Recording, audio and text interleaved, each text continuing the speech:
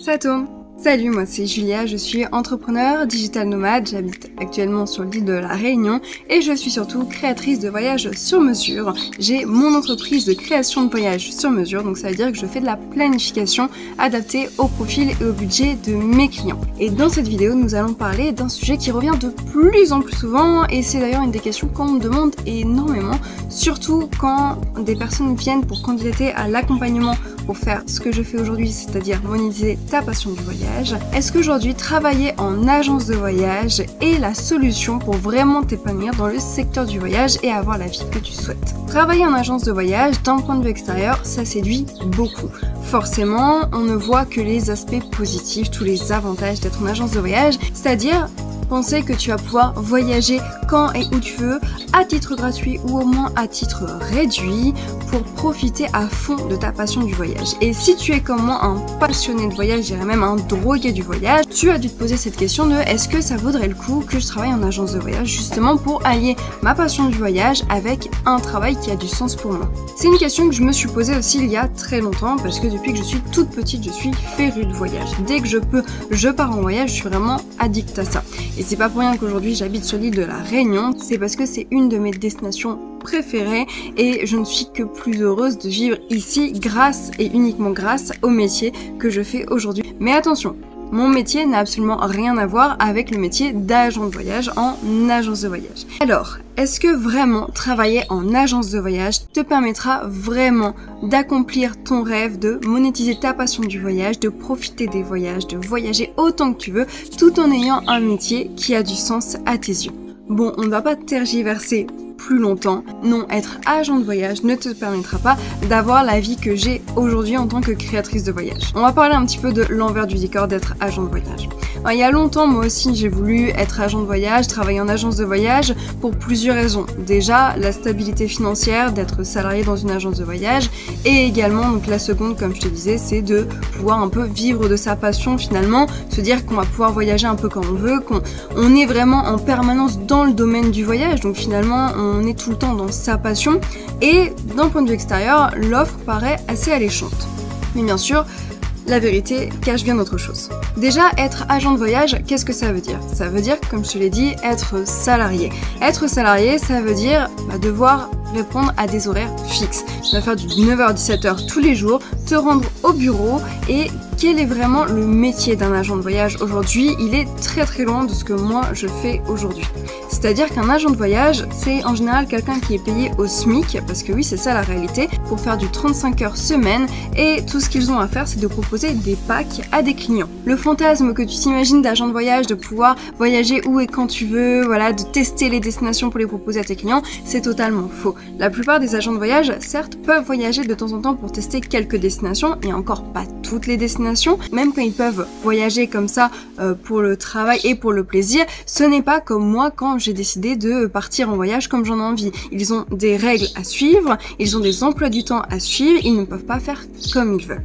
Et la majeure partie du temps, en réalité, un agent de voyage, il est au bureau en train de proposer des voyages. Et c'est là où ça peut paraître très mesquin, c'est quand on se rend compte qu'en réalité, être agent de voyage, c'est voir les autres voyager sans que toi tu puisses vraiment beaucoup voyager, surtout si tu n'as qu'un SMIC et que tu dois attendre tes congés pour partir en voyage. Donc en fait, tu es un salarié comme un autre, mais le pire du pire, c'est que tu es en permanence dans l'univers du voyage sans pouvoir profiter réellement de cette opportunité. En plus de ça, quelque chose qu'on ne te dit pas souvent, c'est que les agents de voyage sont sous pression en permanence parce qu'ils ont des quotas, ils doivent faire des ventes, donc ils sont très stressés par rapport à ça. Être agent de voyage, c'est surtout être un vendeur de packs et essayer de vendre le plus possible. À côté aujourd'hui de mon métier de créatrice de voyage, j'ai créé un accompagnement donc pour faire comme moi, pour monétiser ta passion du voyage. Très souvent, j'ai des demandes de personnes qui hésitent avec agent de voyage et souvent leur argument par rapport à ça, c'est j'aime bien planifier des voyages donc je me vois bien agent de voyage. Encore une fois, c'est une erreur de penser comme ça. Être agent de voyage, ce n'est pas planifier des voyages. Quand tu es agent de voyage, tu as des logiciels et à la limite, si tu es dans une agence de voyage sur mesure, tu vas pouvoir faire quelques petites modifications pour modifier un itinéraire. Pour la majorité des agents de voyage aujourd'hui, tu as ton catalogue de destination à proposer aux clients, donc tu ne fais jamais de planification pure comme moi aujourd'hui je le fais en tant que créatrice de voyage. Et tu vas me dire, ouais mais les agents de voyage pour proposer ce qu'ils vendent, ils ont bien testé les destinations. Et bien encore une fois, ça c'est une légende. En réalité un agent de voyage, c'est un salarié payé au SMIC, il n'a pas pu s'offrir tous les voyages du catalogue et il y a énormément de destinations qu'il ne connaît pas et qu'il doit vendre. Très régulièrement, les clients qui viennent me voir pour avoir des voyages sur mesure ont été souvent déçus justement de l'incompétence des agents de voyage en agence de voyage. Et ça avait beaucoup de voyages dans la même phrase. Et quand je parle d'incompétence, en fait, c'est d'un manque de connaissance de la destination parce que ces personnes n'y sont pas allées. Comme je te l'ai dit, donc j'habite à La Réunion depuis un certain temps, j'y ai déjà vécu par le passé, donc je connais très bien cette île. Très souvent, les gens qui viennent me voir pour partir sur l'île de La Réunion ont déjà été dans une agence de voyage juste avant et se sont rendus compte que ce que les personnes leur ont dit sont un peu bancales, enfin en tout cas ils trouvent que ça ressemble pas trop à la réalité. Très souvent, un agent de voyage qui ne connaît pas La Réunion va te dire oui, en une semaine tu fais le tour de La Réunion, ce qui est archi faux. Évidemment quand tu connais l'île, même en plusieurs années, t'as pas fait le tour tellement qu'il y a de choses à voir sur cette île. N'importe qui est venu à La Réunion pourra te le dire. Donc oui, les agents de voyage ne connaissent pas forcément toutes les destinations de leur catalogue. Donc ça veut dire qu'ils n'ont pas fait tous les voyages de leur catalogue et donc ils ne voyagent pas autant que tu pourrais le croire. Mais ça c'est tout le problème d'être aussi salarié parce que tu as des horaires de bureau, tu as un patron et c'est normal que ce soit fait ainsi.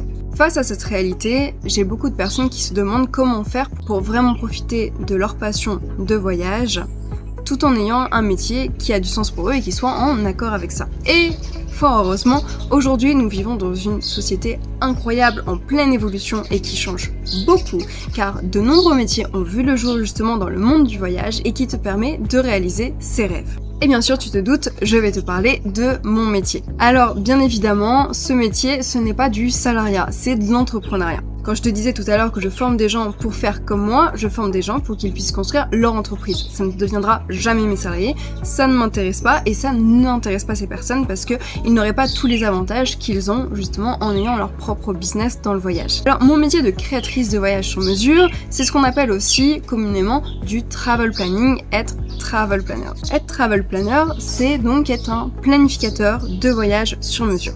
Tu planifies, donc tu fais la recherche de logement, de billets d'avion, d'activités, de transport sur place, etc. Et tu envoies le tout à ton client pour lui créer un voyage sur mesure.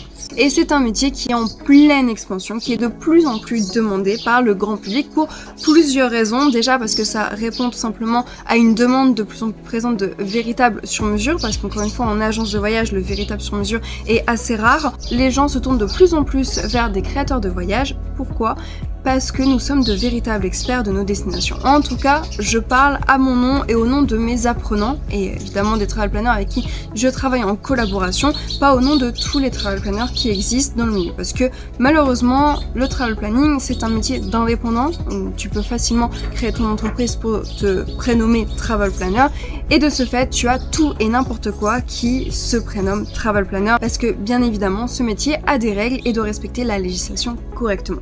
Sauf que comme ce métier, tu peux le faire un peu comme t'en as envie, tout le monde pense pouvoir réussir à être travel planner et donc forcément tu as vraiment tout et n'importe quoi. Donc quand je parle des qualités, de comment je fonctionne, etc., ça n'engage que moi et mes apprenants. Ça n'engage pas la communauté entière des travel planners. Si on devait récapituler, donc, les différences entre mon métier et celui d'un agent de voyage, t'expliquer pourquoi être agent de voyage ne te permettra pas d'avoir la vie que j'ai aujourd'hui. Quand tu es agent de voyage, tu auras déjà un manque total de flexibilité. Forcément, tu as des horaires de travail comme n'importe quel salarié, tu dois faire du 9h-17h comme n'importe quel salarié, tu dois attendre tes congés pour partir en vacances. Certes, des fois tu as des voyages d'affaires, mais c'est quand même assez rare et c'est pas dans les super belles destinations, surtout si tu es payé au SMIC, hein, on t'enverra plutôt à Majorque ou aux Canaries, à la limite. Quand tu es créatrice de voyage comme moi, tu as totalement une flexibilité à 200%, forcément tu es ton propre patron. C'est pour ça qu'en général je voyage tous les 2 mois et que je peux habiter là où j'en ai envie, comme actuellement je suis sur l'île de la Réunion, je pense jusqu'à à peu près février, et je pense qu'après je changerai encore de pays, parce que je peux me le permettre. Donc tu as une flexibilité à 100%. Et ce qui est incroyable aujourd'hui, c'est qu'avec l'évolution de la technologie, forcément tu n'as pas besoin d'être forcément en France pour travailler et pour avoir des clients français, mais tu peux travailler absolument n'importe où, tant que tu as une connexion internet et un bon PC. C'est possible. Également, un agent de voyage aura une pression commerciale très importante parce qu'il va devoir atteindre certains objectifs que son patron lui demande. Toi, en tant que créateur de voyage, tu n'as pas cette pression vu que c'est toi qui te fixes tes propres objectifs. Donc tu y vas à ton rythme et moi je suis toujours allée à mon rythme et c'est ce que je dis à tous mes apprenants. Allez-y à votre rythme avec des objectifs qui sont réalistes pour pas trop vous mettre la pression parce que ça ne sert à rien. Donc en termes de stress mental, c'est bien plus agréable d'être créatrice de voyage et c'est pour ça que j'ai choisi ce métier. Une énorme autre différence avec un agent de voyage, c'est que quand tu es agent de voyage, tu as un métier ultra répétitif parce qu'en fait tu fais tout le temps la même chose, tu proposes toujours la même chose, tu as toujours le même catalogue et ton métier c'est toujours la même chose. Quand tu es créateur de voyage, bien au contraire, aucune journée ne se ressemble. Et j'ai fait il y a pas longtemps une vidéo pour vous montrer des journées types de ma vie de créatrice de voyage, mais en réalité c'est des journées qui ne se sont jamais répétées parce que aucune de mes journées ne se répète. Je fais tout le temps des tâches très différentes, on a un métier ultra riche et ultra varié et moi c'est ce que j'aime beaucoup dans ce métier parce que quand j'étais salariée j'avais un métier qui était très répétitif également et clairement ça me plombait le moral jour après jour. Qu'aujourd'hui, dès que je me réveille, je sais que la journée sera totalement différente de celle de la veille et c'est ça qui est génial. Puis en plus de ça, je module mon emploi du temps vraiment comme j'en ai envie, je me lève à l'heure que je veux, mes rendez-vous c'est moi qui les place comme je veux, donc vraiment je suis en totale autonomie et ça c'est trop cool. Une autre réalité qui peut faire mal, c'est qu'un agent de voyage aura une communication client assez limitée parce qu'il ne reste finalement qu'un vendeur. Que moi en tant que créatrice de voyage, les relations que j'ai avec mes clients, c'est des relations qui sont beaucoup plus intenses parce que je crée vraiment une vraie relation très riche avec mes clients.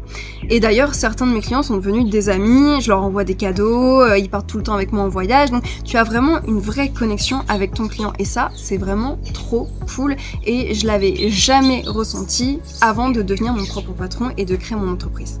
Ça, c'est un peu les différences les plus notables qu'il y a entre un agent de voyage et une créatrice de voyage. Si j'ai choisi ce métier, c'est aussi pour un mélange de toutes ces raisons, parce que le métier de salarié ne me convenait pas, que ce soit dans le monde du voyage ou dans un autre domaine d'ailleurs. Mais si j'ai choisi ce métier aujourd'hui, c'est aussi pour une très bonne raison, qui n'est pas assez mise en valeur, je trouve, encore aujourd'hui. C'est que l'évolution des besoins et des attentes des voyageurs ont énormément évolué. Je te l'ai dit au début, les gens recherchent de plus en plus du sur-mesure, recherchent de plus en plus des experts passionnés, recherchent de plus en plus des petites structures locales, quelque chose de plus humain. Et ça, c'est quelque chose qui depuis à peu près 2020 en France a commencé à évoluer et est en pleine expansion aujourd'hui. De plus en plus de personnes me contactent parce qu'ils ne retrouvent pas tout ça en agence de voyage. Aujourd'hui, les mœurs changent énormément et les agences de voyage commencent à être de plus en plus has-been et de moins en moins utilisées. C'est d'ailleurs pour ça qu'on voit de plus en plus d'agences sur mesure popper. C'est pas pour rien, c'est parce qu'ils ont bien compris qu'en effet, la demande et le besoin du client avaient changé. Mais en étant créatrice de voyage sur mesure, on peut encore mieux répondre à ces attentes-là et c'est pour ça que c'est un métier en pleine émergence. C'est une des raisons pour lesquelles j'ai sauté sur l'occasion, sur cette opportunité, quand j'ai fait mon étude de marché et que je me suis rendu compte de ça. Et clairement, j'avais raison parce qu'aujourd'hui, j'ai 4 à 5 demandes de voyage par jour. C'est pour te dire à quel point ce métier est de plus en plus demandé. Alors voici pourquoi le métier de créateur de voyage sur mesure peut parfaitement allier ta passion du voyage avec un métier qui a du sens pour toi. Déjà, tu l'auras compris, mais l'autonomie et la liberté que offre ce métier est incomparable par rapport à un métier d'agent de voyage. Ensuite, quelque chose d'extrêmement important, c'est que quand tu es créateur de voyage, tu fais vraiment de la planification de voyage. Tu personnalises vraiment les voyages de tes clients et tu fais vraiment un travail qui est unique parce que tu ne retrouves ça nulle part ailleurs en réalité. Contrairement à un agent de voyage qui, dans tous les cas, aura ses logiciels, pourra bouger quelques étapes, mais ni plus ni moins. Et ça, c'est quelque chose que j'apprécie beaucoup dans mon métier parce que, encore une fois, ce n'est jamais la même chose pour aucun de mes clients. Et ça, c'est vraiment super sympa, super agréable. Ça donne vraiment un sens à ce que tu fais et tu réponds vraiment à des besoins différents à chaque fois. Ensuite, la relation avec tes clients est juste trop cool. Franchement, j'ai rien d'autre à dire dessus, mais tu as une relation qui est bien plus intense que si tu étais juste agent de voyage. Après, je dis pas, je connais certains agents de voyage qui sont aussi très proches de certains de leurs clients, c'est vrai, mais quand tu es créateur de voyage, c'est bien plus intense par rapport à ce que j'ai connu dans le passé. Et enfin, pour moi, ce qui est le plus important, c'est que tu as un vrai équilibre entre ta vie professionnelle et ta vie personnelle que je n'ai jamais retrouvé en tant que salarié. Et ce mode de vie-là est de plus en plus recherché aujourd'hui par plus en plus de monde parce que le mode de vie 9h-17h, c'est un modèle qui commence à être de plus en plus has-been et qui est de moins en moins recherché par la plupart des gens. Et aujourd'hui, en étant créateur de voyage, en étant à son compte, en pouvant voyager où on veut, comme on veut, clairement, il y a une harmonie dans ta vie quotidienne que tu ne peux pas retrouver en tant que salarié. Dernier petit point concernant le métier de créateur de voyage, parce que je suis sûre que tu es en train de te poser ces questions actuellement. Quelles compétences il faut avoir pour faire ce que tu fais, Julia? Bien, je vais te le dire, aucune. Tu n'as besoin d'aucune compétence spécifique. On ne parle pas là d'être embauché justement dans une entreprise et d'arriver avec un CV et des compétences écrites sur Canva. Non, là je te parle d'entrepreneuriat, de construire ton business. Les compétences que tu dois avoir, tu vas les construire petit à petit. Les seules compétences qui sont vraiment indispensables, qu'importe ton métier dans l'entrepreneuriat, c'est ton assiduité, ta motivation et ta passion envers ton domaine. Si tu n'as pas ces 3 compétences-là, tu ne pourras pas aller très loin en tant qu'entrepreneur. Pour tout le reste, ce qui est d'apprendre la législation, du tourisme, ce qui est d'apprendre la planification de voyage, etc., ce sont des compétences que tu apprends petit à petit, comme moi je les ai apprises petit à petit à l'époque parce que j'étais partie de zéro. Je n'avais aucune compétence dans le business comme dans le tourisme. Ça ne m'a pas empêché de réussir. Donc ne t'arrête pas au fait que tu n'as pas les compétences nécessaires. Ne te dis pas je ne sais pas parler anglais donc je ne peux pas le faire. C'est faux. Moi je parle pas très bien anglais et je travaille avec aucun prestataire anglais. Je travaille qu'avec des Français dans le monde entier. Ne t'arrête pas à toutes ces croyances limitantes. Si tu veux devenir créateur de voyage, tu peux le faire. Sois motivé, assidu et surtout passionné. Et si ce métier t'intéresse, je t'invite à regarder dans la description, je vais te mettre des liens évidemment vers notre accompagnement pour que tu puisses voir comment nous formons des personnes pour devenir créateur de voyage et avoir la vie qu'ils méritent. J'espère que cette vidéo t'a plu, je te laisse me laisser un petit j'aime, un petit commentaire si tu as des questions et moi je te dis à bientôt, je vais à la plage.